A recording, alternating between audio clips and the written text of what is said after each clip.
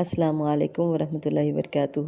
آپ سب سننے اور دیکھنے والوں کے لیے میری اللہ سے دعا ہے کہ اللہ تعالیٰ آپ سب کو صحت، تندرستی والی، ایمان والی اور اسلام والی زندگی عطا فرمائے۔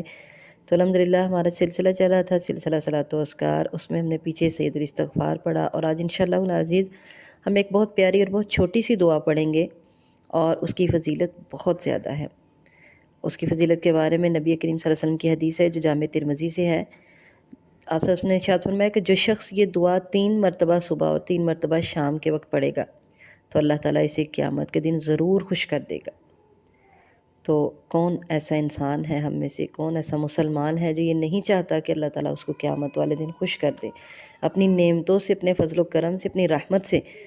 تو یہ دعا ہمیں پڑھنی چاہیے تاکہ اللہ تعالیٰ ہمیں اپنی رحمتوں سے، اپنی نعمتوں سے، اپنے فضل و کرم سے خوش کر دے۔ تو آئیے دعا پڑھتے ہیں۔ نحمدہ و نصلی علی رسولہ الکریم، رضیت باللہ ربا بالاسلام دینا و بمحمد نبیا۔ رضیت باللہ، میں راضی ہو گئی اللہ کے ساتھ، رباً رب ہونے پر، و بالاسلام دینا، اور اسلام کے دین ہونے پر، و بمحمد نبیا، اور محمد صلی اللہ علیہ وسلم کے نبی ہونے پر۔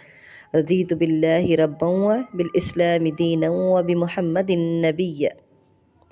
اس دعا کو لازمی پڑھنا چاہیے صبح اور شام، تاکہ ہم اس چیز کا اقرار کریں کہ ہم اللہ کے رب ہونے پر راضی ہیں، اور قیامت والے دن اللہ تعالیٰ ہمیں اپنی نعمتوں سے، اپنے فضل و کرم سے راضی کر دے، خوش کر دے۔